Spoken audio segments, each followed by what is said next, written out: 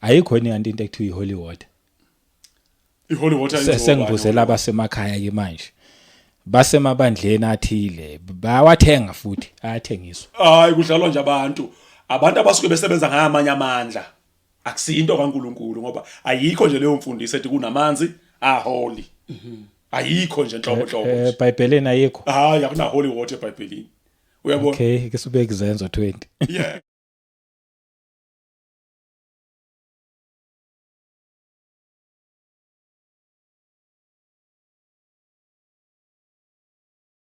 Welcome to another episode of Sisazokhuluma. Once again I'm your host Mduduzi wakashabangu. Siphinde sibonge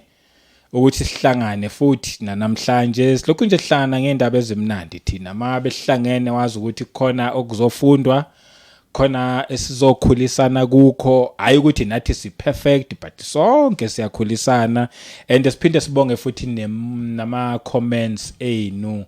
Yo siyabonga kakhulu ama comments enu nembuzo khoso okunye uma ngabe silokhu siyisikhathi imibuzo neyibuzayo uthola ukuthi uma ngabe iyahlangana netopic yangalelo langa lelo then sokubalula ukuthi ngithi uzibani wabuza umbuzo othi manje makanjena kukhanya kwenziwa kanjani ngaso sonke isikhathi ngihlezi ngingekho ngedwa hlezi njalo nginama guest akhona namhlanje babuyile sibuyile ingcegu sikhona impela nje wazi ukuthi hayi mazi khona impela ayikhonto ezawunyakaza khona uMakhaye khona Mdunge sengibingelelile mina nawe lapha ekhaya ungabe usashintsha le channel velihlale nje ukhululeke ithi ngiqale nje ngithi babingelele nje sibonge ukuthi nibe khona once again nibuye ukusuka nje lela enisuka khona abantu abaningi bacabanga ukuthi sihlala mhlambe la eduzane sonke kanti nisuka le nami le yabo nje bese sihlangana kule ndawo eyodwa le so lokho nje ukuthi nize nifike la sihlangane ngalezi indaba. Thank you kakhulu siyakubonga but ake sinamukele siyabonga kakhulu ayi muhle uNkulunkulu ake ngibingeleleke nami ngibabingelela bonke ababukeli abasibukele siphinde sabuya ke futhi namhlanje lona kukhulumayo angiphinde ngizethule futhi ngumlungisi ngwakaMakhaye le eMsinga phakathi kwemadolobha amabili iThukela Ferry nePhomoroyi ke cha ke sizokhuluma ke ngokujwayelekile ke sikhe sakhuluma ngehlokeni ngokukholwa sizoveza nje inkolo noma sizoveza ibandla lika Kristu Jesu ake ngime lapho ikhona insizwa ekeyathi hey ngiyambona uthi ngwasemsinga mina ngazi ukuthi emsinga kugcwele ibhamu emsinga sebesindisiwe ukhona ke naku Makhaye yeah nangikhona yebo basindisiwe awuzwa hayi cha kuhle bayi ngiyabingelela nje nami yebo kwelihle igama lomfelo wethu Kristu Jesu siyambonga nje uNkulunkulu sibonga nje nawe mfoka shabangu awu ngeplatform enhle kangaka awu siyabonga nje ngani kwethu uNkulunkulu akubusise nguVincent igama uchiliza isithakazelo Mdunge siyabonga nje kakhulu ukuthi siphinde sizoba sonke sizoxoxa ke njengoba seshilo ke uMakhaye sizoxoxa ngebandla namhlanje ukuthi yini ibandla. What is the church? Noma what is the Church of Christ? Yini ibandla? Liqale kuphi ibandla? Libonakala ngani? Ibandla lika Kristu. Njoba amabandla emaningi kangaka nje. Yes. Awuzwaki. Vele sigibele kuyo. Singasamosha isikhathi. Mhlambe siqale nje ngokuthi ibandla yisonto elithile na. Ke siyicacise le. Ngiyazi khona abaziyo ukuthi khona ibandla ekuthiwa yibandla or ibandla ngoba ibandla lika Kristu yebo awu siyabonga nje kakhulu muhle kakhulu lo mbuzo loyo ngampela njengoba sasho nje Mr. Shabangu sekujwayelekile ukuthi wonke umuntu okholwayo uzokuthiwa uyazathi ukuthula ebandleni uyabona bengazothi nje into nje yasekholweni ngathi akazibe khona into ekuthiwa yibandla yebo ifana nje ngalento ekuthiwa umzalwane abantu abaningi bacabanga ukuthi umzalwane ukusindisa uzokuthi ubani usaba umzalwane ngalento ethi umzalwane ithi nje mfowethu uyabona isho nje uzalo uqinisile uzokuthi ubani wezwana ubani usaba umzalwane ayisho lutho nje lonto uthi ngizalwa nawe siyazalana yebo make sibheke nje ke kanjena ngifuna nje ukuxoxa nje kakhulu namhlanje ngizolikhotha nje ilizwi angizokufunda zonke incwadi. Okay. Masifunda nje na uMathewu 16. Yes. Kusukela evesini lika 15 nje ubusabuza nje ukuthi yonke into ngabe iyibandla yini. Noma yonke into ngabe ichurch yini. Mawufunda nje uMathewu 16 kusukela evesini lika 15 uKristu Jesu uke wabuza abafundi bakhe. Waqala wathi abantu bathi ngingubani. Yebo. Ziningi ke meseshabanga impendulo eyivelile. Bathi abafundi hayi abantu bathi wena umprofeti, abanye bathi unguEliya. Ngomunye nje abaprofeti bachaza nje izinto eziningi. Usethi kuKristu Jesu ke nithi ke nina ngingubani. Yes.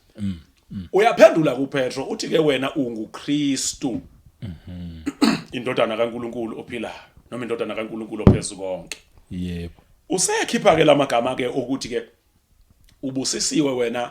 Petro. Wena ulidwala phezulu kwaleli dwala ngiyakulakha ibandla lami. Izothi ngesilungu upon this rock I will build my church. Okay, lento ethi church ayizange ababikho kwiTestament elidala. Lento ethini? Church. Ethi church. Ichaza ukuthini lento ethi church? Ngifuna ke siyifundeke. Okay. Ukuze sikwazi ukuphendula lo mbuzo kaShabanga ukuthi ke ngabe yonke into ibandla ishibandla kaKristu noma isho uChurch yini. Ake sifundeke abaseKolose chapter 1 sifunde nje uverse 17 no verse 18. Okay, yona ingaphambi kwakho konke nezinto zonke zimi ngayo. Indodana kaNkulunkulu. Yona iyinhloko yomzimba. Ngisho ibandla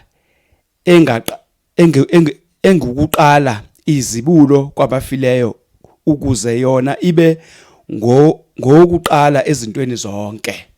Okay. Awuthi ngiqonde nje ku verse 18 mina. Christ is also the head of the church, which is his body. He is the beginning, supreme over all who rise from the dead. So he is first in everything. Okay. Manje ke mizeshaba kufanele siyibhekeke. Lento ethi yibandla. NgesiZulu uma singesona isiZulu saseBhayibhelini. NgesiZulu abantu njena abangaphezulu koyedwa kuthiwa yibandla. Noma nje kwi-community emkhandleni abantu beyihlalela uzothi hawu bandla ngiyalibingelela ibandla. Ngoba abantu kusho ukuthi kahle kahle ngesiZulu lisho nje abantu abangaphezulu koyedwa. Igroup yabantu yibandla. Kodwa ke ilizwi lifike licacise kahleke ukuthi masikhuluma ngebandla sikhuluma ngomzimba kaKristu. Okay. Yabona? He is the head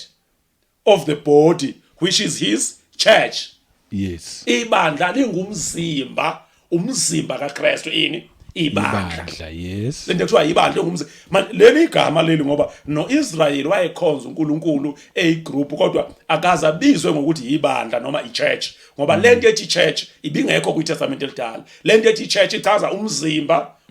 kaKristu. Okay. Okay. Angazi mhlawumbe saqhubeka ufuna ukusho bese. Nga-eda nje nami lapho ukuthi njengoba usaveza ukuthi ke indaba yebandla. Masikhuluma ngebandla into emodern 2 abantu abaningi. Masithi siyaqala ukubheka la mawufunda nje uthinta lapha kuMathewu chapter 16 bekuqala ukuvela ngoJesu leli igama lokuthi ngizolakha elami ibandla. Mawufunda lonke iTestament elidala ayikaze yenzeka akaze libe khona leli igama elithi will build my church. Leli igama lithi church beliqala ukufika ngoJesu alikakaze lizwakale. Kusho ukuthi ke ilali lizoba khona ibandla noma ilento ekuthiwa ichurch ekusho ini umzimba kaKristu Jesu njengoba uyichaza lo Mdunge. Kusho ukuthi abantu abazokholwa benze noma bakhe umzimba kaKristu bazohlala kuye bazoba umzimba kaKristu ngoba lento ethi church isho umzimba kaKristu. Kusho ukuthi ke manje masibheka kahle alikaze libe khona ke lento ethi church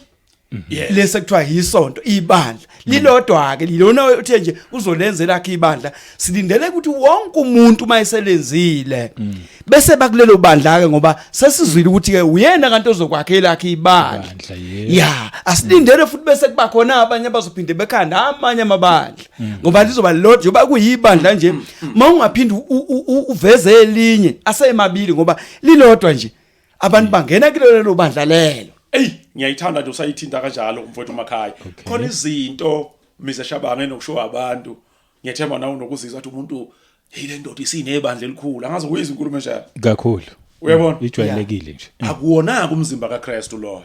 ngoba uthi uKristu Jesu kubafundi bakhe njengoba esachaza noMakhaye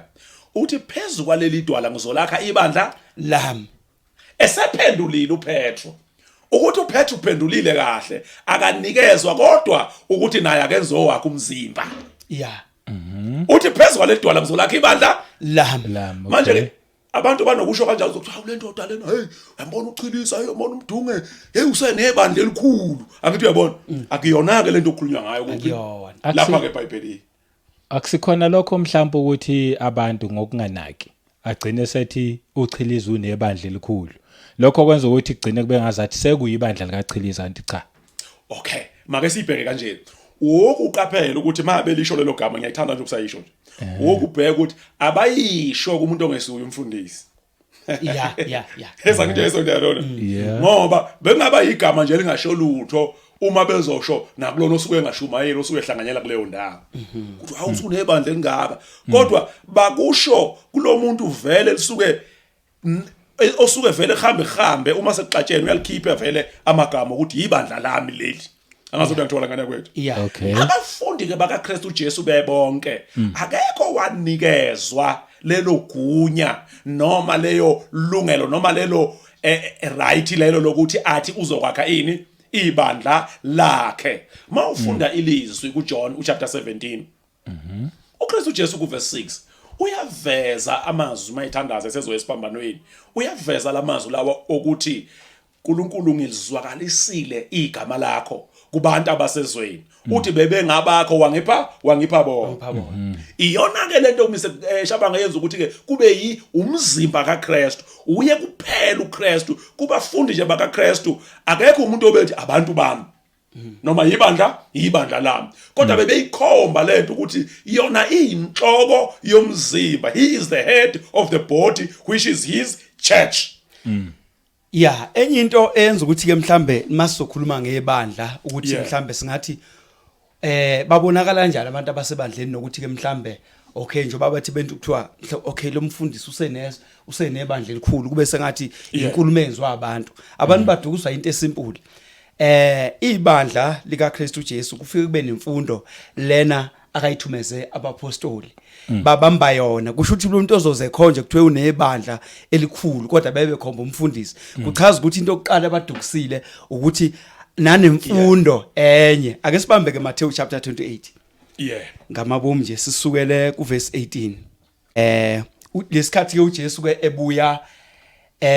emnqamlezweni esiphambanweni ekufeni ngoba mayithi uzolakha nje ibandla lakhe liqale ukushunyelwa engasekho ke ebuya nje emnqamlezweni mayevuka ekufeni eqeda ukuzibonakalisa kubafundi nakubantu abaningi usevela ke kubona ke ekhuluma lamazwi kanje verse 18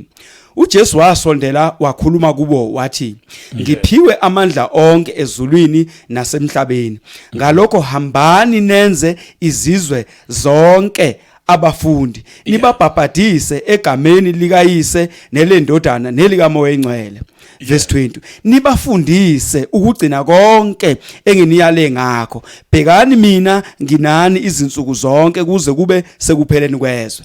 ngifisa ke siyibhekeke lento nasithi ke okay seshilo ukuthi uzolakha ibandla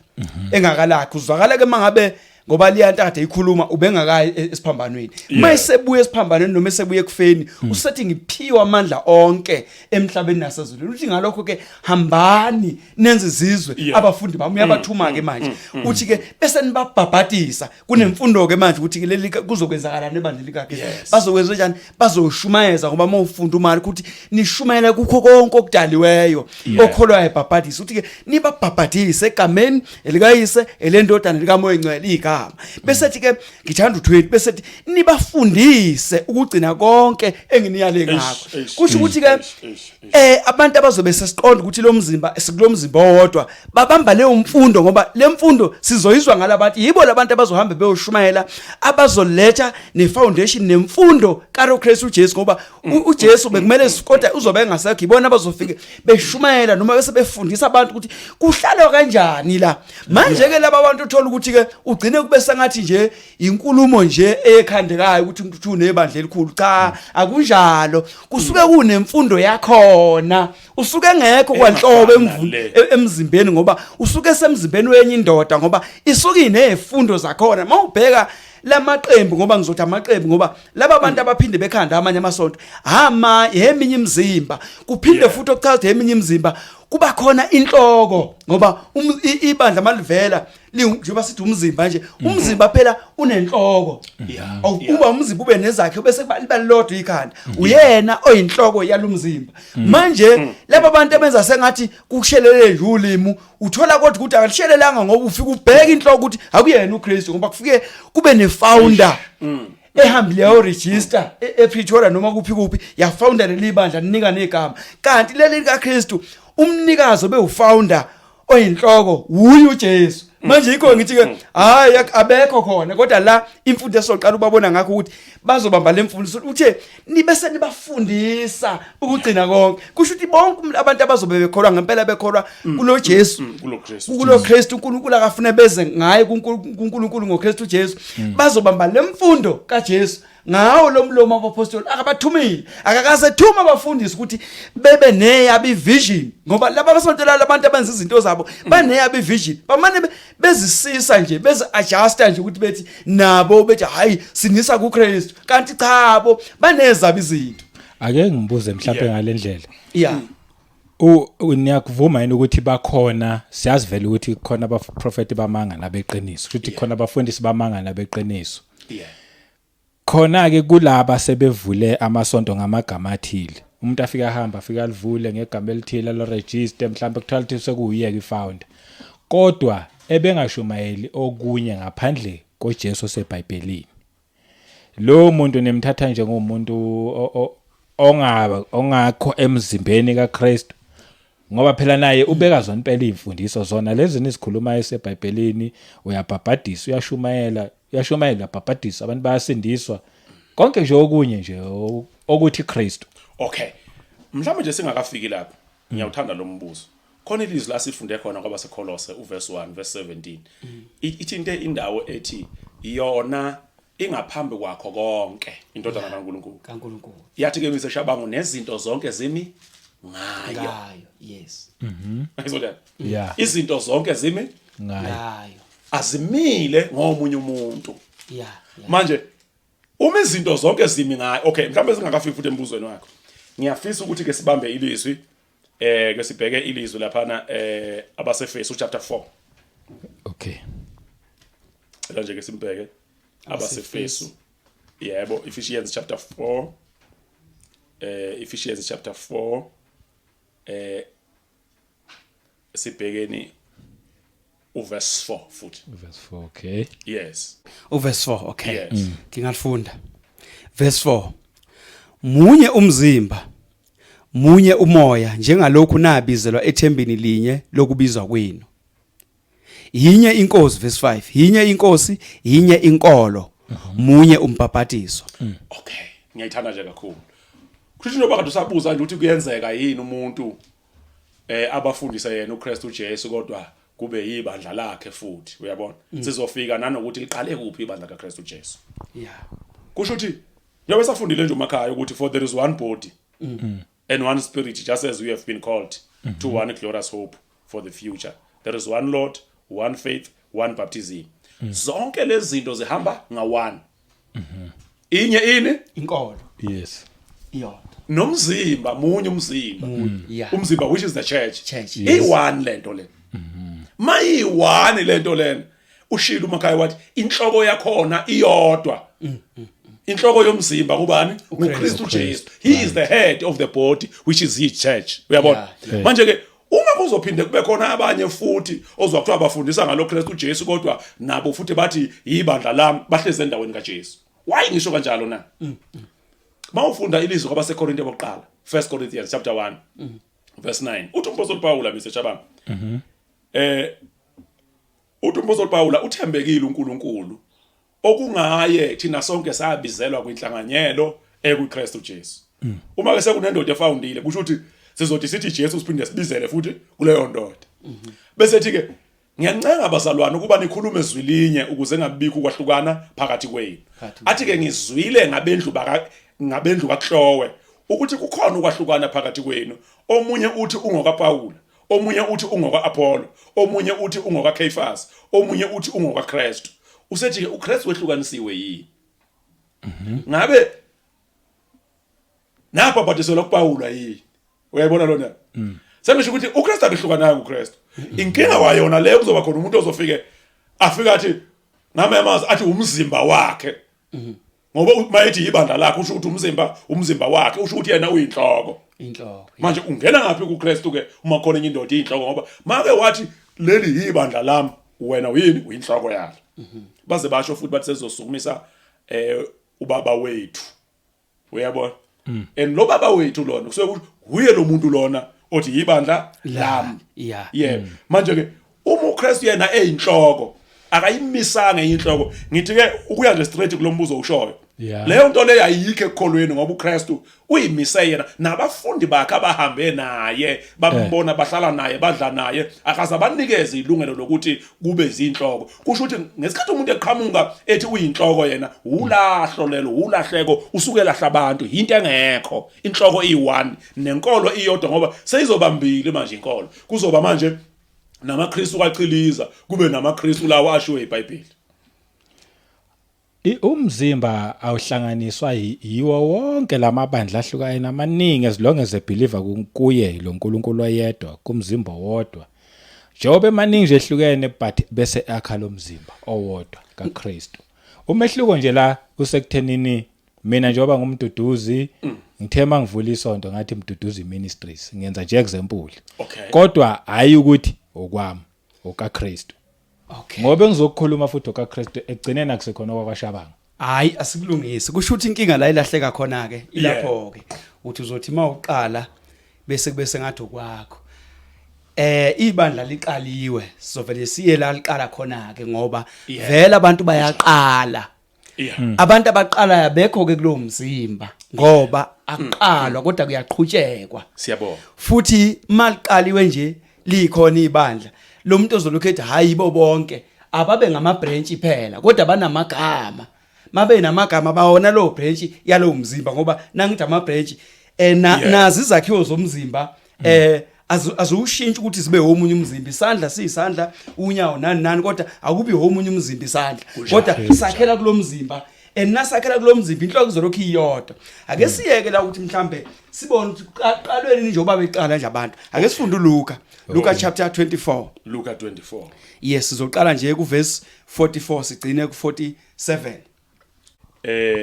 Ifundeka kanjena. Ayifunde. Ukuzibonakalisa kukaJesu kubafundi bakhe. Yeah. Verse 44. Wayesethi kubo, yiwo lawa amazwi ami engawakhuluma kini ngisenani ukuthi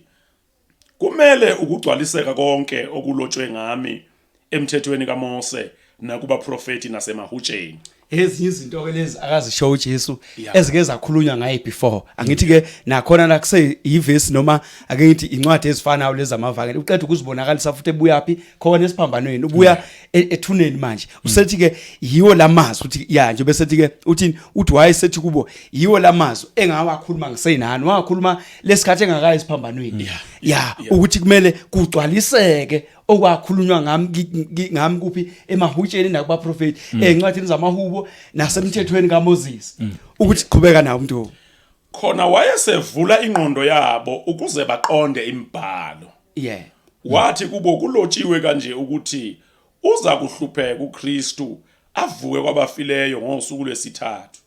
kushunyayelwe egameni lakhe ukuphenduka kube ngokuthethelelwa kwezono ezizweni zonke kuqalwe eJerusalem. Nanso ke into efike efune sibone ukuthi ke leli lika Kristu liqale nini ngoba usethi ke manje ke okay kulotshwe kanje ukuthi uza kuhlupheka uKristu. Abethelwa avuke ngosuku lesithathu. Uthi ke kushunyayelwe egameni lakhe ukuphenduka kube ngokuthethelelwa kwezono ezizweni zonke. Khumbula ukuthi ke mumva vele angithina abanye besilokhu singaphandle nakule yamthetho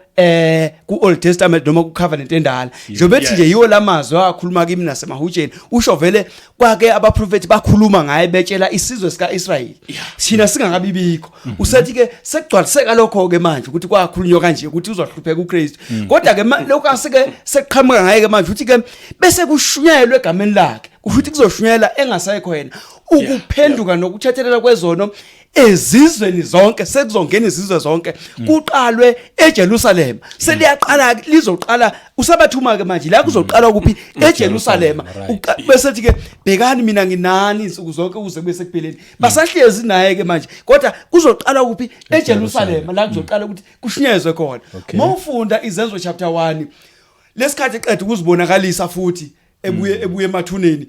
wabona nabo wahlala nabo insuku zabaningi uthe esahleli esaxoka nabo wasethi ebathemiswa wathi hlalani ku verse 4 chapter 1 hlalani ke eJerusalem ningamuki nilindele isiphiwo noma isethembiso enasizwa ngami wayeke wabathembisa ukuthi uyeza umoya engcwele eyozoniholela kulonke iqiniso kusho ukuthi lemfundo akabathuma yona uke washo futhi athi kusekuningi kodwa ngeke ngikuthwale manje kusho ukuthi yonke lento abazofike beyiqaleke manje ukushumayela egameni lakhe nokuthi bese bekwazi ukuthi befundiseke konke okunye bazofike bekutholeke lapha kathi abahlale belindele isethembiso ake simfunde izenzo chapter 1 chapter 2 izenzo chapter 2 kuzwakala ke lapha na chapter 2 uqala ku 36 kodwa nje ike yenzeka lesisikhathi ukuthi mayisuka chapter 1 balindele isiphiwo sika moya engcwele kufika iPentecost lapho umoya engcwele wabehlela lapha nabazwakala bekhuluma ngelimi kuhlangene abantu bonke lapha izizwe ziningi kwaze kwakhona abaphendulayo ukuthi sesibezwa bekhuluma nangezinye izilimi kanti ngabe abadakiwe laba kuzwakala uphethe sesukuma ke ethi makwazeke kine nonke manje ukuthi hayi abadakwanga labantu kodwa sekufike lelo hora leli elakhulunywa ngumprofeti uJoel mentshumayeleni yakhe ke uPetro umufika uzwe lapha na ku verse 36 esikhuluma ngaye nayo indaba akayibekayo uthi ngakho indlu yonke yakwaIsrayeli mayazi impela ukuthi uNkulunkulu umenzile inkosi noKristu Jesu lo enambethela nina esiphambanweni uverse 37 ethi sebekuzwa bahlabeka enhlizweni bathi kuPetro nakwabanye abapostoli madoda bazalwane siyokwenza njani na intshumayelo yokuqala ke lekaqala ukushumayela uPetro ke manje ke lapha uthi kuPetro ke lithi ke uPetro wayesethi 38 phendukani yilowo nalowo abhabhadiswe egameni lika Jesu Kristu kukho ukuthathelela kwezono zenu khona niyokwemukeliswa isiphiwo sika moya ongcwele uthi ke mabaphenduke yini ethi baqala phansi nanabo kusho noma kade bekulesa sivumelano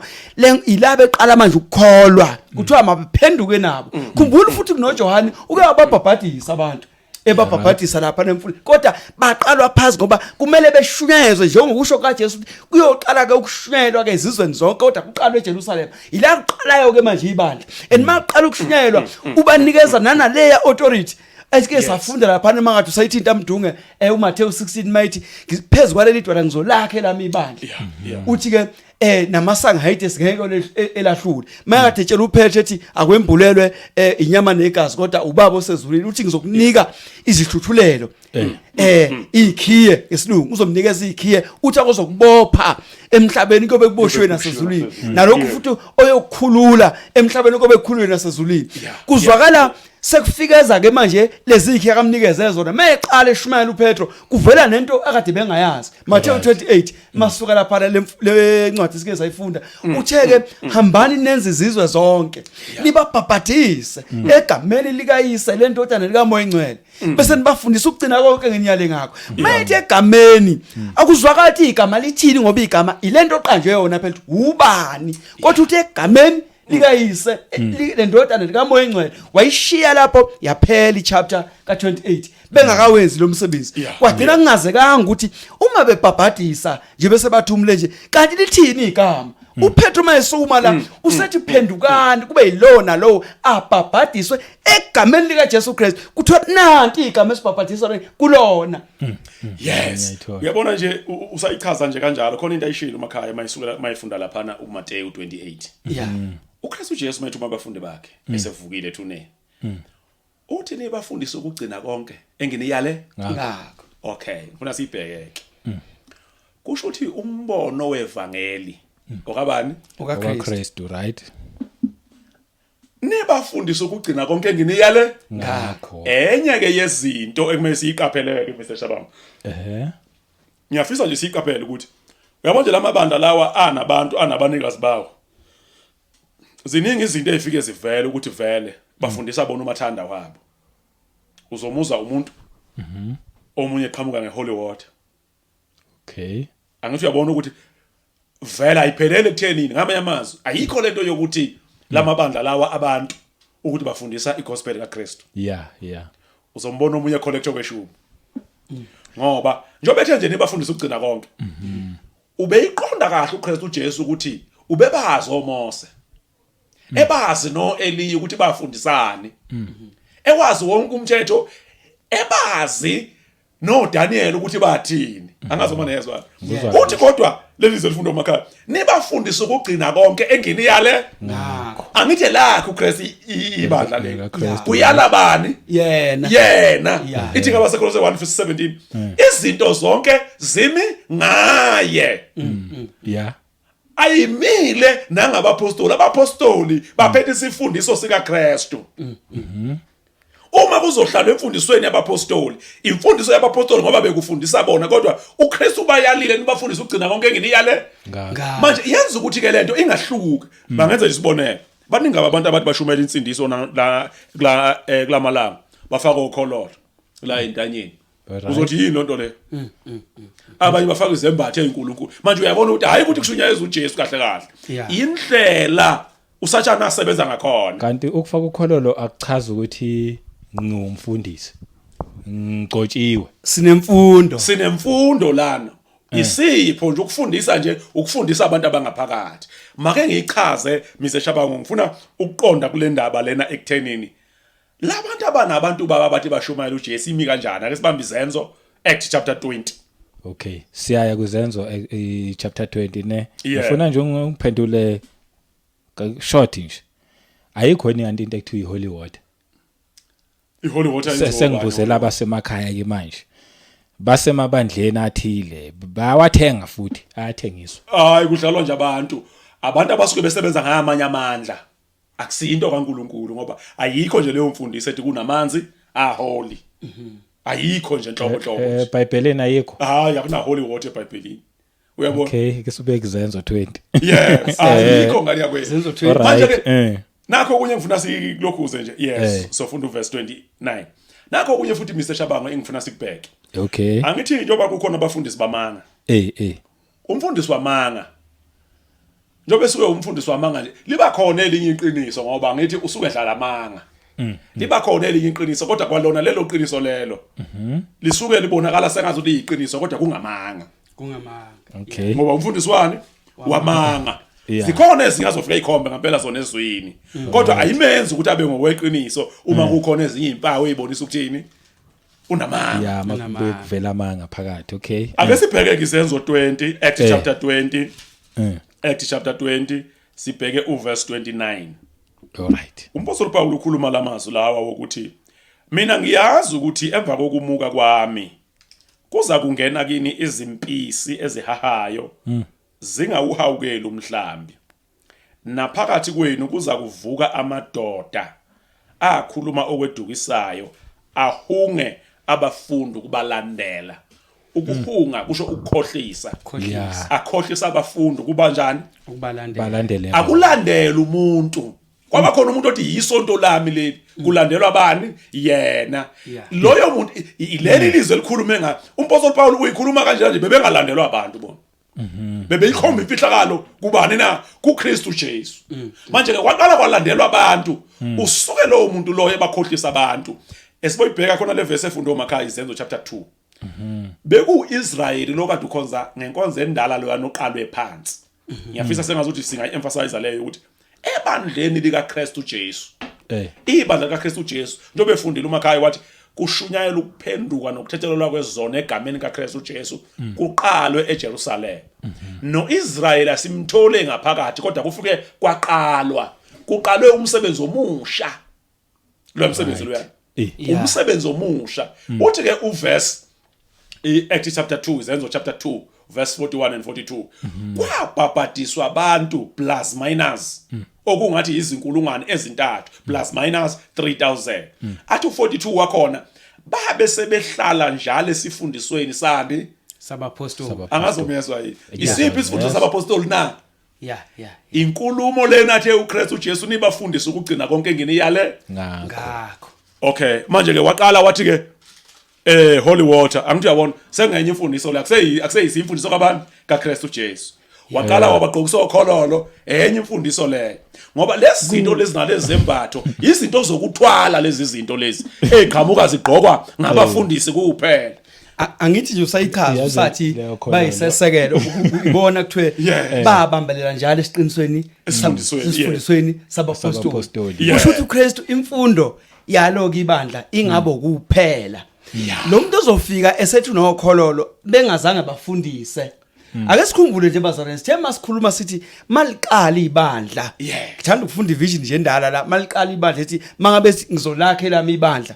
ufike wathini ukuze kubonakala ukuthi ngempela labana yibona abazofike bemeze njani balethi imfundo ake sifunde nje yena u16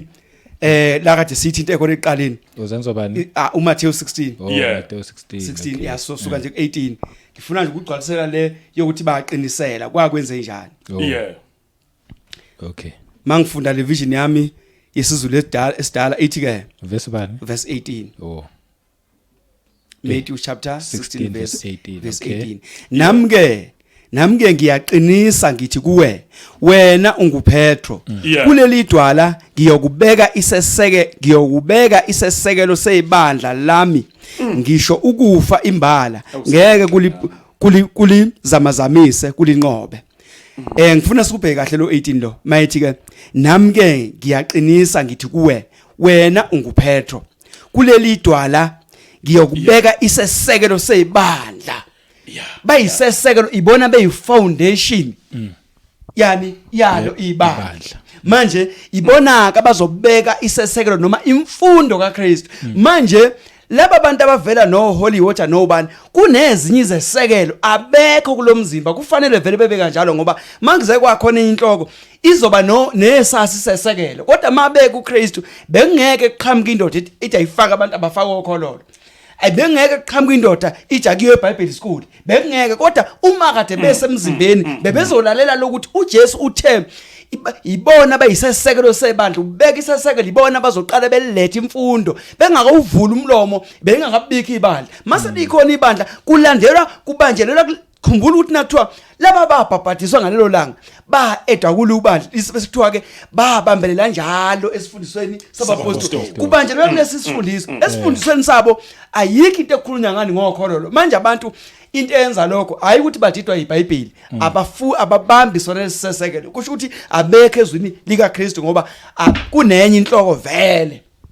yazi indaba sensweni athinta indaba yakhololo bengayilindelanga manje nginalesi question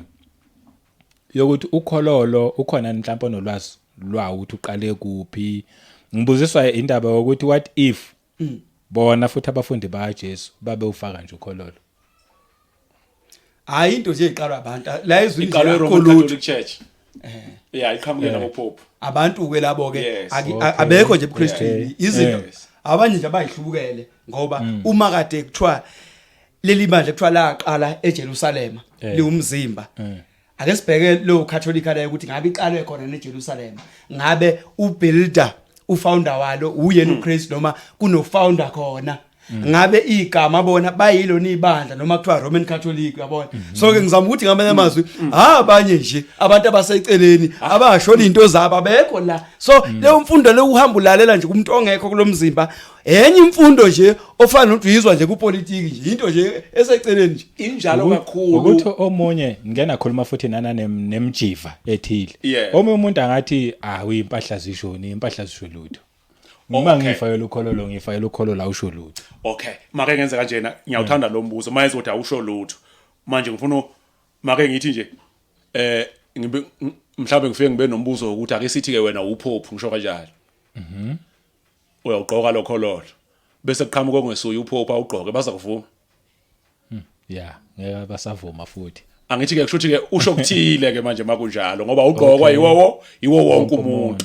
okunye yes angithi uyabona nazo ke lezembathe ezibomvu abalokhu beyigqoka abantu angithi uyabona abafundisi asigqoka noma ngabe ubani uyabona mawungaqhamuka nje usigqokile wena wokubheke futhi ukuthi bayikhonzela nje abantu make ngeze sibonela angazomani ke nibhoke kulezinto lezi ekuthiwa athi khona umuntu unebandla lakhe usukunyiswa wonke umuntu nje kuthiwa nanga umfundisi angithi uyabona uzothi yakuphi lo mfundiso le ayikho nasesintwini ukuthi uma uhleze emzini wakho kungena abantu uma ungena izingane zakho kufanele yisukuma angithi uyabona bayikhonzela nje abantu ngicela ke sifunde lelizwi uMaroma chapter 16 sifunde uverse 17 yes so kubalekile kakhulu siyibheke imfundo uthi ke uMakhaye kushunyayela ukuphenduka mayifunda incwadi kaLuka nokuthethelela kwezono kuqalwe kuphi eJerusalem ithini ke lento Mr Shabang ithi ke lento akekho nomuntu ozozathi uyacelebrate i10 years beliqalile ibandla elinye lelo elinye ngoba laqala ngamanye mazithina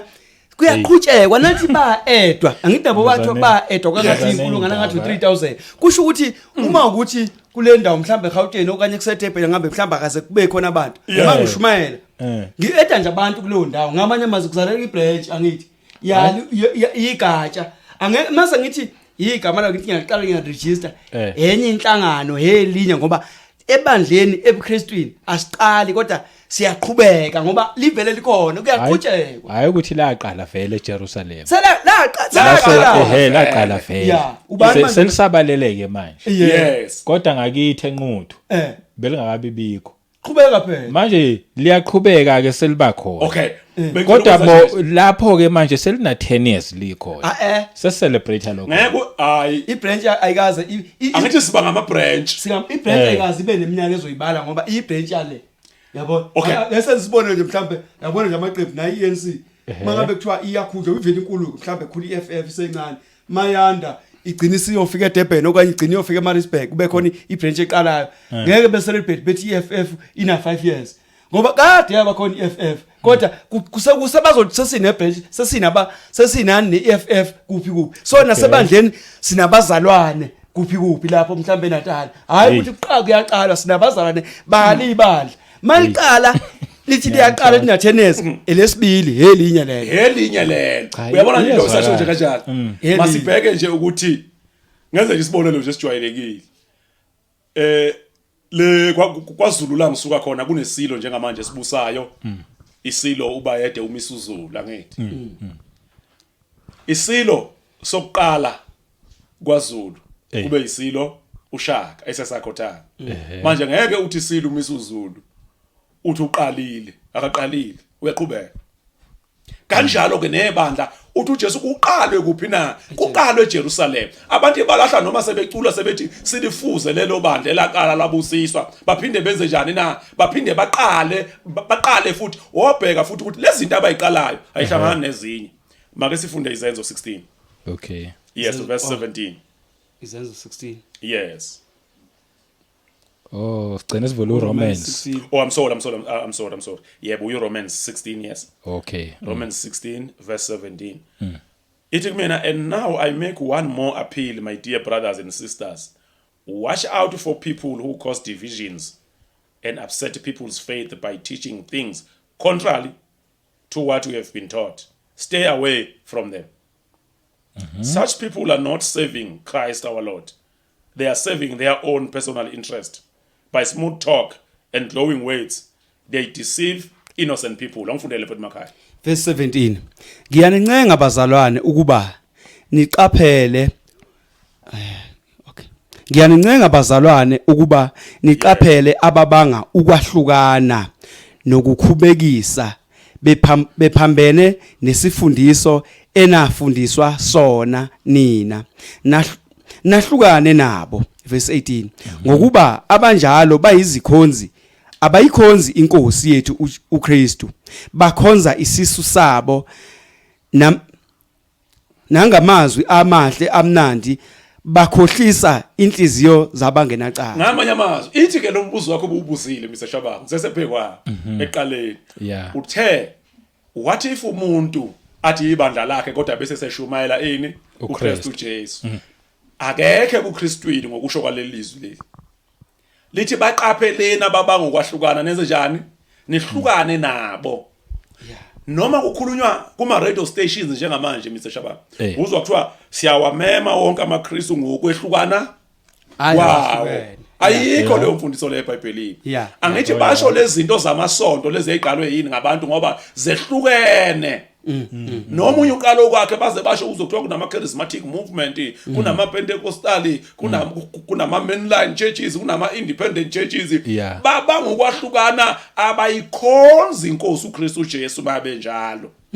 ithi nje bakhonza nje they are serving their own interest yebo akakwazi umuntu ebanga ukwahlukana bese sekuthiwa futhi ushumayela ubani ushumayela uKristu Jesu likhona elinye ibandla kulesikhathi esidlulile kuke kwenzeka khona la eGauteng lahlukana phakathi lasehlukene phakathi kathathu uma sehlukene phakathi kathathu lona omunye wakhona wavula icase uma ivula icase kanjalo wathi laba babili laba bathathe abantu bami kushunyela insindiso nakhona wathi bathathe abantu bami alright kwathiwa ke court ke akakhiphe amaphepha abonisa ukuthi abantu bakhe laba owakhipha ngempela amaphepha abonisa ukuthi yonke into ephansi kwalelo gama lelo eyakhe laba abangawa khipha wona awabo ini amaphepha batholakala benecala uyazi ukuthi abantu bami manje ngisho ukuthi ke lezinto lezi zabantu noma bangathi Jesu uthi mayiphila umuntu kuhlale kwazeka ukuthi mayiphethe kuyabhalwa naphansi emaceleni kuyaziwa ukuthi umefa lizothathwa ubani azomezwe ngoba ibandla uma sithi linye lilodwa elika Kristu Jesu kuphela kunezifundiso mhlambe into ezobadida abantu ilamagama abayinika wona nokuthi Paul na yini kanti babizwa ngaye abantu Kristu bangamaKristu so lo muntu ofike enikeze lakhe igama kunesifundiso emaKristwini manje laba bantu lento ethi mfundisi bamane bayi-adjusta ngoba umfundisi wasesontweni kuba nabafundisi abancane kuba nomfundisi omkhulu omyeni umnikazi uma ufunda asiyifundi izenzo abase Efesi chapter 4 sibone ukuthi ke labafundisi asibathole emasontweni kuba khona umfundisi omkhulu noma umfundisi one-position kanti i-position nokugcobana bayagcobana awusho ndawo leco ngoba ezinye izifundo ongazibayithathaphi masifunda uverse 11 okay nguye futhi owanika abanye ukuba babe ngabapostoli abanye abaprofeti abanye abavangeli nabelusi abelusi nabafundisi banikiwe nje izipho labantu akho umuntu okuthwalana uyagcotshwa noma umnikazi manje labafundisi ke noma njoba ngithi sibamba lemfundo nje sifundisiwe yonke into futhi ke nokuthi ke ujoba besho ukuthi ulawuphethe uye owanikeza uJesu akanikeza abantu ini ama gift angithi ke masithi ibandla umzimba kaKristu Jesu umzimba wethu nje ngenza njengowami unezakhiwo zawo ezakha lo mzimba kodwa besibonakala ngenhloko yawo nomzimba nebandla ichurch umzimba kaKristu inezipho zakhona sibisakwe kwaba izipho ezakha lo mzimba kodwa inhloko iyodwa lento ethi mfundisi ke nabavangeli izipho ngoba ngofunda verse 12 efikethi ukuze abangcwele bapheleliswe umsebenzi wokukhonza kwakhiwe umzimba kaKristu kwakhiwa lo mzimba kusho ukuthi lona one gift onesipho sokuthi uyakwazi ukufundisa unesipho wakha nje umzimba kaKristu kubazalwane onesipho sokuthi evangele onosipho seprofesi ziningi izipho ziyefana ngisho uculayo uyefana nofundisayo kodwa bona la ubona khona ukuthi banenye imfundo ngoba bakomunye umzimba abakwazi ukuthi izipho bayenza kube yiposition lento yokuba umfundisi la uyithola iposition kodwa ama gift akhona emzimbeni nangokusephiwe igift yokuba umelusi uyelusa le enquthu bagcina abazalwane sebelokhu bembiza ngobaba yena akathandi kubizwa ngobaba okay ngiyayithanda kakhulu asiqhubeke kulo lelizwe elifundwa emakhaya okay yes ake siqhubeke kulo lelizwe leli awuqhubeke ngana kwethu abase-verse 4 verse 12 ukuze abangcwele bapheleliswe umsebenzi wokukhonza kwakhiwe umzimba kaKristu 13 size sifinyelele sonke ebunyeni bokukholwa nasekwazini indodana kaNkuluNkulu ebudodeni obupheleleyo esilinganisweni sobukhulu sokugcwala kukaKristu verse 16. Oh, verse 16. Okay. Okungaye umzimba wonke uhlanganiswe ubambene ngokwelekelelana kwamalunga onke awo njengokusebenza okulinganiselwe ilelo nalelo lunga kukhuliswe umzimba ube yisakhiwo othandweni. Ngifuna ke siyiqapheleke njengoba sefundile nje uMakhaye ukuthi wabapha abanye siyabalwa izipho lapha ya. Yeah. Izipho lezi ezisebenza kuphi ebandleni. Ebandleni. Yes. Zisebenza ukuthi kwakhiwe umzimba kaBani umzimba kaKristu. kaKristu. Hayi ukuthi bakhulise indoda abantu bendoda ethile. Uthi ke u16 uveza ukuthi ke lezi izipho zisebenza ngokwelekelelana noma ngokusizana. Kwayilelo nalelo lunga. Kwakhiwe nje lo mzimba zisebenza ngani ngokwelekelelana. Ngokwelekelelana. Wobheka ke ezintweni zabantu kusebenza indoda eyodwa yikho kugcina sekuthi ubaba wethu nje. Angazi umhezwe. Isebenza yodwa. Akulekelelwana. Akulekelelwana. Hayi. Wobhekana nezithombe. Yeah. Ezintweni zabantu.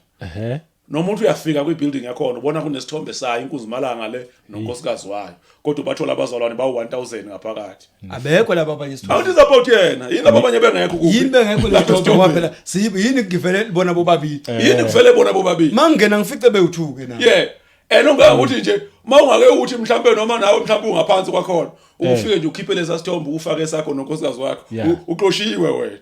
Yebo ngiyabona. Manje bothi into yakhe. Yes. Ukuthi ke izipho lezi akuyona lento eyenziwa abantu.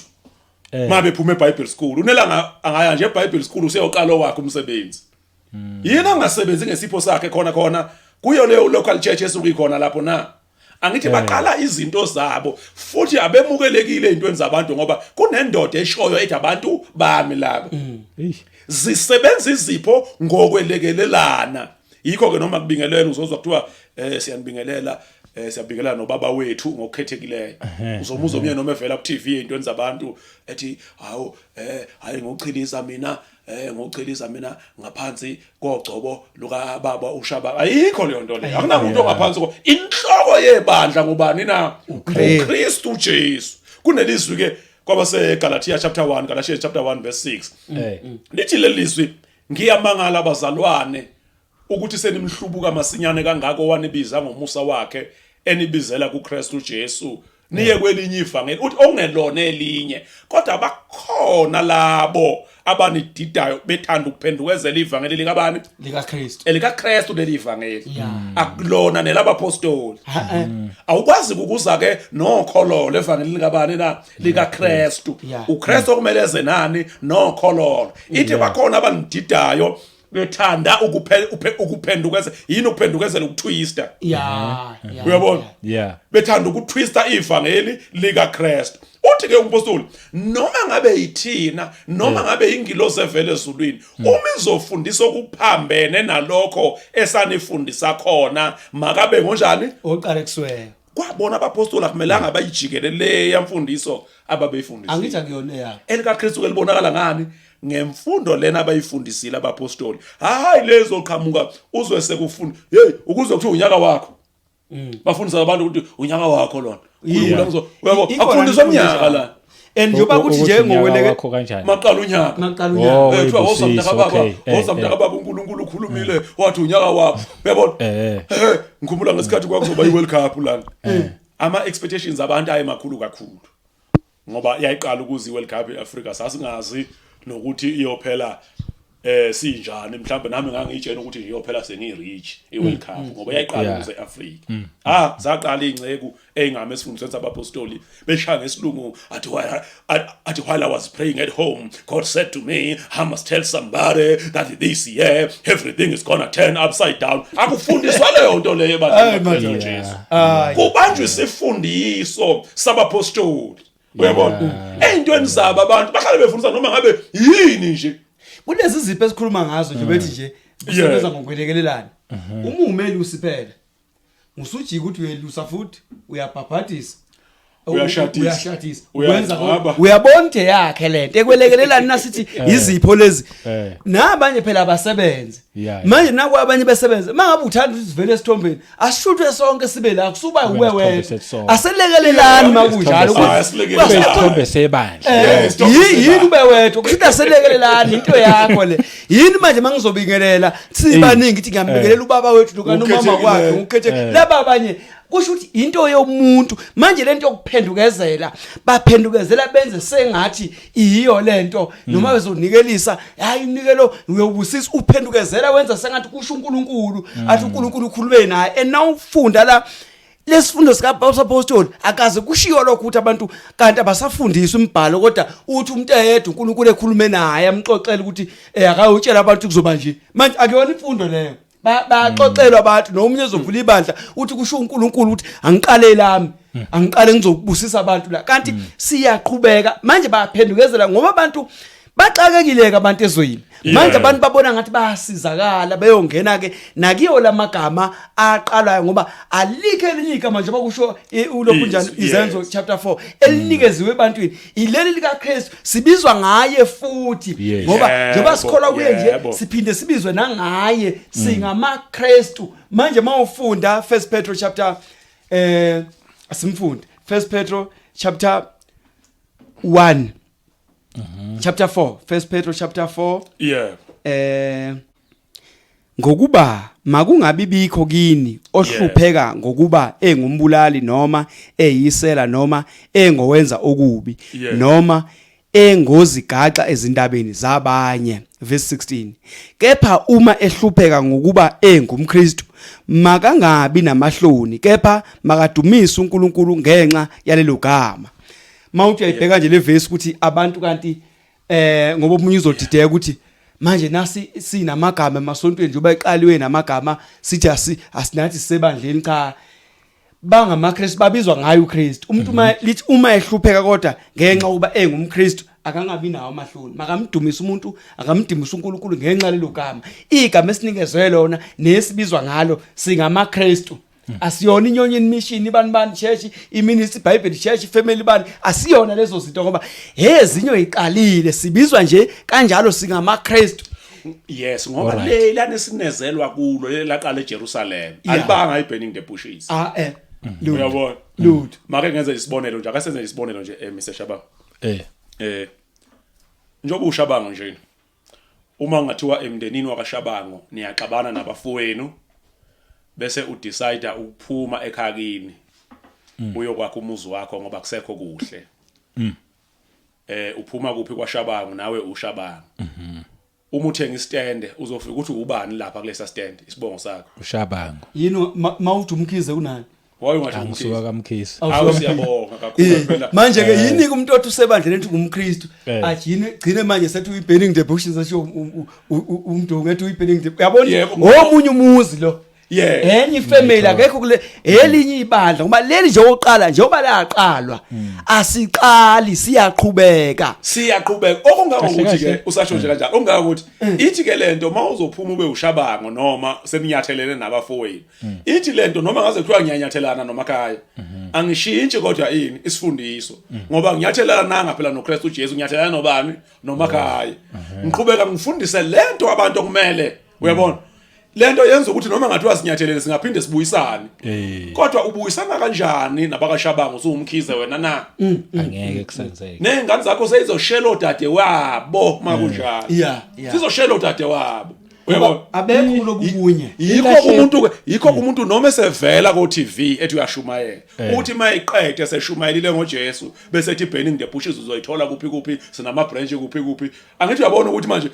uadvertiser yena futhi wenza kahle bheka into yakhe usasebenzela kulento njengoba ethe uKristu Jesu ngiyabakhulekela kuJohn 17 verse 20 kuba babe munye manje yena ubunye bakhe sephelela kuphi kuburning the bushes mayiqeda nje ubakhomba kule burning the bushes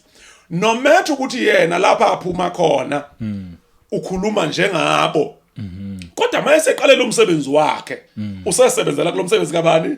wakhe angithi ubasayinisa ngisho amaphepha kunamaphepha asayinwa amaform akilobona ukuthi live Kristu nawe khona amaform ugcwalisa noma evakashela usayiniswa amaform banikezwa le mfundiso nje yakhona ihlukile njoba ngithi nje kunezipho la khona abafundisi khona abavangeli khona inini laba abantu abakhandile babuye beedwe ukuthi okwabo khona usenior pastor khona ujunior pastor khona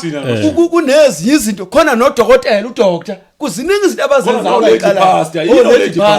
yalahleka phi lento kusisila isikhona njengamanje ilahleke kuyizenzo 20 kugcwele yonke lento yamagama ngakhe angithi umpostoli Paul uyikhulumile Mr Shabango kuyizenzo 20 uthemba kokumuka kwethu kini kuzongena ini impisi asiyekeni ukusukela impisi sithi amakholwa inkinga yethu thina suke sithi amakholwa kanti yini yimpisi engeke ziuhawukele ini umhlambi naphakathi kwenu kovuka amadoda akhuluma okwedukisa akhohlisa abafundi kuba balandele bona nawuthi impisi nje impisi isebenza ngemali njalo manje obiza abantu nje sithi kuyasimba zifuna umnikelo waya ngoba kusetshenzwa imali lapha nempisi vele zifuna ukudla impisi yonke into anifuna ukusupport umsebenzi kaNkulunkulu kufuneka imali njalo ngoba impisi vele leziyana azike ebunyeni azike eBukristu nabantu abahlubuka manje abantu ukuthi baxayekile bahambe belandela abantu nje abangekho eBukristu inhlobo abantu abangekho uyabona nje mawufunda ilizwi njengoba sithi sibamba isifundiso sabapostoli mawufunda ilizwi uThessalonika wesibili 2 Thessalonians chapter 2 verse 15 uthi umpostoli laphana uthi bazalwane yimani niqinile nibambelele kuzo izifundiso nakuwa amaqiniso enawafunda ngezwi noma ngencwadi yethu siba ivangeli lilula kakhulu 1 Corinthians chapter 11 verse 1 uthi umpostoli lingisani mina njengaloko nami ngilingisa ubani uKristu akusena ndoda elala ebusuku iphuphe ithi yaphupha yanikezwa isambule esisho akunazinto ezintsha ivangeli lilula yikho umpostoli Paul amawufunda uPhilip Philippians chapter 3 verse 17 uthi ngilingiseni bazalwane futhi nibabheke abahamba njengathi esiyisibonelo kubo bese ethi ku verse 18 bakhona engane itshena kaningi ngabo namanje nginitshena nangezinyembezi ngithi bahamba isitha noma ienemy yecross kaKristu uthi abakuphela kwabo ukuthi babhubhe uthi noNkulunkulu wabo isisu sabo nabangabanako kwani okomhlaba uthi kodwa thina singabombuso kabani kaNkulunkulu ilento kayisho Makhaye ukuthi bagcina nje beyidlala nje imali berobhela nje abantu evangelini likaKristu inye inkolo ilento eyodwa inkolo yini into eyodwa na into eyodwa ilento yeChiefs iChiefs nje into eyi1 noma ngabe uthola abantu abakhuluma isiZulu wena ukhuluma isivenda wena uambisha ivenda wena babambana nje ngesayini bonke nje bathi nje bonke bagqoka nejezi elilodwa ngoba into enjani eyodwa uyabona manje sikwazi kube khona odayisa amanzi kube khona odayisa ini uyabona lo ndawo kube khona oqhamuka namabadge ama holy oil kube khona onikeza ama members izithombe zakhe wena mfundisi nekeepers nesithombe sakhe nesemotweni khona izitika lezi zitika ziyadayisa na uhamba la kufika uzoyibona izitika afakiwe emotweni ziyadayisa benzani badli yikho into kusetshenzwa ngemali zithi ke lezi izitika zibhaliwe ezinye uzwe kuthiwa zifakwe nasemnyango uzwe kuthiwa this house is protected by Qiliza akizithi ixo lezo lithi ilizwe bakhonza izithombe bangaphandle kombuso wezulu bakhonza izithombe abantu angithi babiziwe khona this house is protected by Qiliza and mawuthi yambheka uQiliza yena uoriginal wephoto uprotectwe yena yini yena ama bodyguard mina fanele ngithenge ifoto kaQiliza ukuthi izoniprotector kodwa uQiliza yena uoriginal wephoto akekho protected yena ama bodyguard amprotected angithi bakhohlisa abantu babambe nje kancane abantu bebona ngathi ngempela bavikelekile kanti into engekho alright ngifuna ukuthi siyisonge indaba le ngifuna ukuthi siyisonge but manje kufanele sizame ukuthola isolution njengokuthi but before ake ngiqale la ngale question because ikuyavela iquestion efana nale ukuthi lamadoda lawa siyaweza impela yakhuluma kodwa hayi amadoda lawa amuncu akwatisiwe emasontweni thizeni azokhipha ienga ke manje it's like yabona nje njengoba nikhuluma nje amsho bakhona nabanye mhlamba abasho ukuthi hey yabona laba bakhipha ienga ngenza ube nikhipha ienga nekwatile ore nikhuluma impela iqiniso okumnandi nje kakhulu nje siyafisa bese shabawo Yesu uyibeka kahle siyafisa nje ukuthi umuntu ayihlole zonke lemfundiso lokusiyikhomba yes ngampela ilizwi malizothi kumaRoma 16 verse 17 nibaqaphela ababangwahlukana nezihlukanise nabo ngempela izwi lelo futhi ke ngempela yini nje singayisho uma abantu bethi bangamaPentecostal wakumuza uKristu yena eqala iPentecostal movement uyabona wawuzwa icharismatic movement singaze sikwate nje kuthiwe sikwatile asiqaphele lizwi sidlani ngoba akuzuba ngabantu bethu lobu bunye sibukhandayo abantu asilungiseni indaba yethu noNkulunkulu sibuyele kuNkulunkulu sibe munye ebandleni lika Kristu asibiza abantu bezekithi asitholi lutho yini lesingazi siyilo kangaka ngoba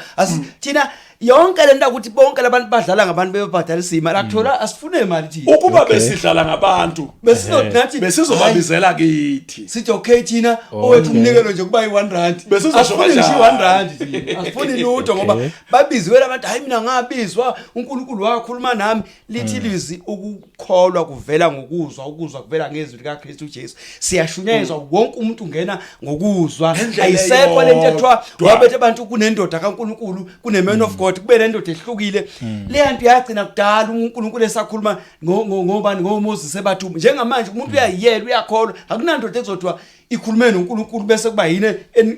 enilalela yona lutho sonke siyaziyela futhi sikholwa ngendlela eyodwa sigena ngokufana ngoba siza ukushumezwa sonke hayi kube khona owaphupha ebusuku ukuthi akaqale noma owabizwa sibizwa ngendlela eyodwa siyashunyayezwa manje labantu bavele bethena wathunya uvele eqhambe ngenye into ukuthi angizosiza abantu kodwa egcineni kwakhona uzibonda impisi zifuna imali asibe munye bazalwana wonke umuntu omthandayo uNkulunkulu efuna ukukholwa ngempela akalungisa indaba yakhe akaphume phansi kwemthuzi amadoda lilodwa ibandla munye umzimba yinye inkosi yinye inkolo masibe munye ebandleni kaKristu uyabona usasho nje kanjalo nje Makhaye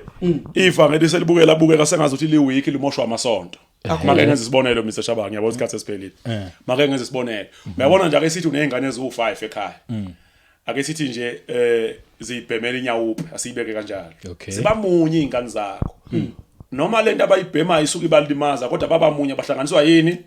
ilento eyodwa ilenyawophe nevangeli ke kumele libe kanjalo ivangeli kodwa lezi izingane zakhe eziwu5 ebhema inyawuphi uma zingasuka zikholwa amasonto ahlukene awu5 ayiphinde izwane manje bekungcono ngesikhathi bebebhema ini inyawuphi nomunye naye uthi isonto lakho omunye ufake ibheji yebo ngiyabona lezi izinto azisiza nabantu bayakhala uma ushumayela indaba kaKristu umuza umuntu ethi hayi nginalo isonto lami ngezwe lo ndaba lona ushumayela indaba kabani kaKristu kodwa uthi yena nginalo isonto lami lezi zinto zenza abantu bangafuni nanokuthi athi umyayo sesikhathele thina amasonto yebo ngiyabona nakho kunye nje kokugcina lezi zinto mase sebeyiqalile sigcina singasamukelani ngoKristu simukelana ngazo athi umuntu make washumayela akubuza ukuthi ungakuphi ukhonza kuphi make wathi ngise burning the bushes uyokhaga kakhulu athi ungwakithi ngalo burning the bushes uma usathe nje hayi ngekuKristu akakuzwa ukuthi uthini futhi ngeke azathi ungwakubo ngoba anina ngoKristu izinto zabantu akuzona esinikezwe zona munye umzimba uma lithi munye umzimba inye inkolo bekumele wonke umuntu othi kuKristu simhage sithi wakithi kodwa kufike kwehlukanwe angithi baya register nami sengiqeda nje ngoba lamagama abo bazibewa uzibondi awabo ngifuna ukuyilungisana le ngoba mhlambe uzosuka babona abanye ngoba ngithi igama yazethela nje omunye yakwazi ukuthi igazi lemvana ngithi uyakubona eBhayibhelini yabo omunye uzothi ke Church of Christ ngithi uyakubona eBhayibhelini uzobona ngathi yomuntu mail register lihlala li Church of Christ njalo sometimes futhi nelogo yakhona hayi into yomuntu noma ngathi Church of Christ nasikhuluma ngebandla ibandla likaKristu Jesu alidingi ukuthi uyokhuluma olunye ulimi nongalone lakho njengoba ngithi mina ibandla nje ngikhuluma isiZulu ibandla likaKristu Jesu sisebandleni mbokhuluma isilungu uzosho ukuthi Church of Christ okhuluma isisuthu ikereke kaYesu kodwa labantu obonayo ukuthi izinto zabo lihlale linjalo lisegameni noma likulowo language eyodwa uyabona ukuthi hayi wenza sengathi sengisho ukuthi naba suke benza sengathi bona bethi hayi nathi usetshontshele wafuna leli igama kuze kube ngathi usebandleni kanti cha ibandla noma nangesivenda uyasho nje angeke kwalo Church of Christ kodwa uthothi awukwazi nokukhuluma lelo limi lolo ubuza nangalolo limi lelo lakho nje uyili ibandla kunjalo kunye nje ukugcina nje ufuna siqaphela oyibheka bazalwane into zabantu uyakwazi ukuphuma kuzo ube kodwa usakhoza uKristu baningi abantu mawuzombuza nje ukuthi nje usunesikhathi esingakanani ukhonza lokuthi ayisekho nesikhathi ngaqale inyoni ministry ngaye burning the bushes ngaye satellite dish angitwemeza bese zothi ke manje sengise satellite dish yini ngathi nje kudala mkhonza uKristu angithi ubehambe futhi ubese emabandleni amaningi kodwa manje sebandleni elilodwa noma esenkapana neyodwa mhlawumbe aka Coca-Cola ebala ama brands ngeke ngasebenza eTurban ubala kodwa ngeke ethi ngaphinde ngaya manje ku liquid bani ubese endaweni nje yodwa kwa Coca-Cola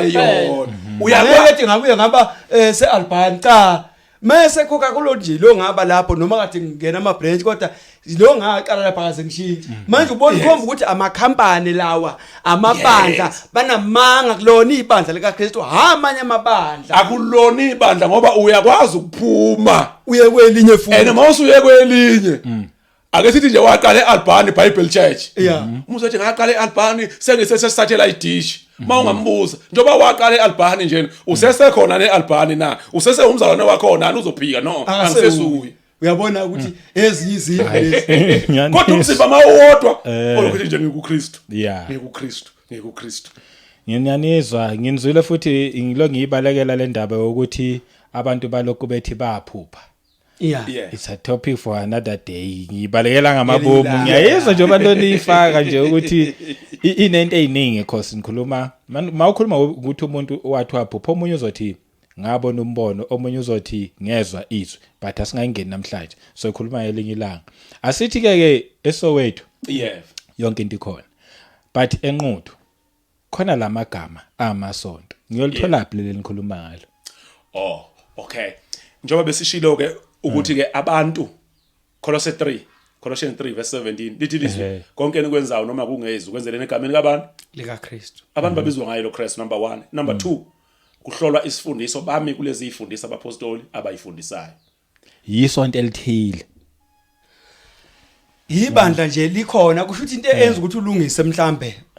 ngoba ukukholwa lokho esikholwa kuKristu sikholwa ngokushunyayezwa into yokuqala uzobona indlela ongene ngayo ekholweni ukuthi kwathiwani omunye ushunyazwe ngomkhumbi kaNoah uyabona ukuthi kwathiwa ngena nemkhumbini omunye uyabona kodwa kuKristu kuzibone kuKristu sitshelwa nje ngoJesu sishunyezwa ngaye kuphela ngoba asizwa ngokunye isiqala ngalemfundo yabapostoli futhi founder kube uKristu kube yi-founder uKristu kusho ukuthi ke umuntu uzohlola yena ushunyezwe kanjani nokuthi i-founder ubani ibuilder once wabonti ungene kwenye into akalungisa indaba yakhe aqale kabusha nje ukukholwa ngoba sengibeka amazwi mhlambe ngasekugcineni bakhona abantu abalahleka ngempela kade bengazi nabafundisi mhlambe nabantu abakholwa lapho ukuthi bebejethi yikho ukukholwa kodwa mawuyicacisa ucha sikholwa sibambele isifundisi uyayiqala phansi inkolo kodwa omunye uthi ungayichaza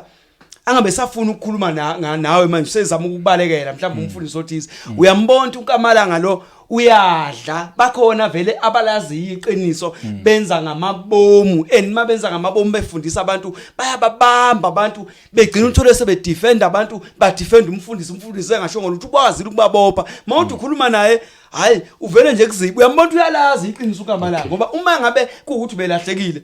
uyayilungisa indaba yakhe yini igama lakhe ibandla likaKristu noma kuthiwa nje amaKristu izobizwa futhi ngawo wonke ini ama languages mangabe abesuthu bazothi kereke yaKristu Jesu kuphela ifounder nje kuba uKristu inawo umfundisi oyilida abafundisi izipho yes umnikazi abafundisi ngaphakathi umnikazi wani uJesu sijwayele thina ukuthi uma ngabe ngesontweni ngiyazi ukuthi umfundisi ushabanga lapha ufike ngithola ushabanga umfundisi unikezwe yena athathi 1 hour yonke nina ikwenzakala kanjani ebandleni likaKristu kusetshenzwa nje ebandleni likaKristu nje kusetshenzwa nje ngezipho uma kwenzeka kuba nezipho zabafundisi mabe u10 basebenza nje bonke nje ba10 kanjalo bafundisa nje angithi sebenza ngani ngezipho zisebenza ngani ngokwelukelelana ayikho one man show ebandleni likaKristu Jesu okay akuna senior pastor okay ayikho indaba yesina pastor uma sikhuluma ngabaholi bebandla kuba ngama elders abaholi bebandla abagade nje imfundo futhi abavali izipho zani zabazalwane uma bewu30 abafundisayo bazofundisa nje khona bewu30 mabe nezipho akekho ozomuntu okunye nje ngeke uthole kunesitulo esehlukile esihlotshiswe kangcono kunezinye usofa akunasithombe futhi ngaphandle bazoyibiza nje ukuthi bayibandla lika Kristu uJesu noma bangamaKristu futhi eniqhakambisayo nje uKristu futhi nokufundisa angithi sipho leso uthi noma isenzo ukuthi uyafundisa hayi nokuthi usulokhu uhlukulokho nanga umfundisi noma uqhamuka ucaba ubizwa ngaleto ngoba usuku uyenza nje ufundisa noma usungangibiza ngegama awumlungisi ngimabeka kunandaba igama lami ngoba hayi ukuthi uhlala nanga umfundisi wethu angisumfundisi wabantu lento ethi umfundisi ngoba ngisuke ngifundisa mase phansi nje ususukuma futhi nami ngumfundi wena usumfundisi senjalo nje aniholini nini uhola kanjani bakhona ngithi ngisho umuholo isana uhola imali khona kubani lithi lizwe indoda abayingafuna ukusebenza abazalwane bayike imali zabazalwane asizidli imali zabazalwane akukho umuntu oholayo mangathiwa nje senza nje mhlambe ama donation athi sifuna ukufaka umnyango usufile sifuna ukwenza ini singaxoxa lokho ngendlela yethu nje futhi angeke sese kufundelizwe ngoba nathi ngabe kuyileyo nkinga esibhekene nayo ukuthi hayi umnyango usaphuka kanti nina abanye mhlamba kulo lokhaleni nayo awuphukanga yabo kunjalo kanye kwethu akho mali ezothiwe ngabani ebuKristwini akholwa umnikelo nje uyi1 okusiza abantu abahluphekile kuphela hayi abantu abashumayelayo ayikho akekho umuntu akekho futhi okuthiwa nikele khona uzobusiswa phana umfundisi akubona samfundisi ebandleni kaKristu hayi akunanto ebonus wayo ayikho imfundo esho njalo into efika nabantu manje abantu babathusa ngento yodwa nizobusisa uNkulunkulu uma urobha uNkulunkulu bese bebambeka abantu abanye nje abashunywa yikho ngithi sibhekana nokushunyayezwa angithi abanye bashunyezwe ngokuhlupheka kwabo omunye begula bazomzama iplan ukuthi bemelapha sinde mhlambe benze belobe bemzama wazothola ukusinda lapha umprofeti useyakholwa ke omunye bamfunela mhlawumbe wazothola umsebenzi lokho enefaith ecabanga ukuthi utholela useyakholwa ke asishumayeza inhlupheko nokuxakeka kwabantu manje ilezo zinto abayishumayeza manje sibheke ukuthi singena kanjani sitshelwa ngalo Kristu sishunyezwa izindaba ezilungileyo indaba ezinhle zika Kristu hayi ezisi angithi abanye bagabe ngokuthi ngizosho kanjalo bagabe ngokuthi lo mnikelo nje basuqoqa sisiza abahluphekayo okay asibayeke ke bona nina abahluphekayo nibasiza kanjani bona ukusho nje ngoba noma bengasho njalo egcineni bayinikeza umfundisi angithi umuntu nasestradini sakho naye umuntu ohluphekayo omningi ngani uzwise manje wasiyondika umfundisi sengisho nina ke khona mhlawumbe enikwenzayo for abantu abahluphekayo njengokusho kwezi ngani yakwethu umzalwane nje mayisuke ehlupheka uyanikezwa noma ibandla kumele limnakekele ngobe njani ngobe ehlupheka kodwa asizohambe sithi ngoba ke sithi mhlambe senza kangcono ukuthi ayisebandleni sisihambe sifuna abantu abahluphe maye khona ozoba nenkinga sizomsiza kodwa uthi mhlambe sithi hey akunikele kusiyonika sihambe sifuna abantu abahluphekile maye ngakhona ngoba futhi special abantu lize lithi ikakhulu kwabedla ukukholwa ukuthi akwazi ukuba nomuntu ozoqhayeka sibe sindawonye maye ngakhona sizomsiza kodwa hayi ukuthi ke sihambe sifuna umnikelo sifuna ukuhamba sibone ukuthi thina siza abantu abahluphekile akukho kanjalo angithi benza kanjalo labafundisi mabesuke berobha abantu mhla ezonikeza abantu abahluphekile kuba necamera ezomshutha angithi uyabonakala ufika uthathe kubazalwane kodwa egcineni kuvela yena uhambisa kanti akuyona yakhe unama into arobha abanye abantu asivaleni 1 minute ngiyanika nje 1 minute sivale siyabonga nje kakhulu siyafisa nje abantu bayihlolisise kahle indaba kaNkuluNkulu yes ilizwi nje kaNkuluNkulu lifuna ukuthi abantu babe kulento uNkuluNkulu afisa ukuthi sibe kuyona siyabonga nje kakhulu inamba zami ngiyatholakala na ku WhatsApp mina Vincent Mdunge 067 8288224 067 8288224 siyabonga kakhulu asibonga shelele nami cha sibonge kakhulu kubabukela basibukele ngiyafisa ukushiya amazwi okugcina ukuthi hayi umuntu nomuntu akalungisa indaba yakhe noNkulunkulu ngoba siyaqonda ukuthi abantu bayakholwa kodwa baphazanyisiwe endleleni abantu umuntu nomuntu nje akalungisa indaba yakhe noNkulunkulu akwazi ukuqonda ukuthi ngempela ibandla linye akulona ibandla labantu kodwa ibandla ngelika Kristu umuntu nje akahlole kahle imibhalo ayilungisa indaba yakhe nami ngangishiyeke inamba Yes. 072 0170 711 siyabonga Sibonga. Hayi sayivala bathandekayo siyabonga nje ukuthi nibukele. Ingxoxo ezifana nalezi most of the time siyazibalekela. Asizifuni. Ngibonile njalo abanye bangihlamukile nginothisile kwenye indawo.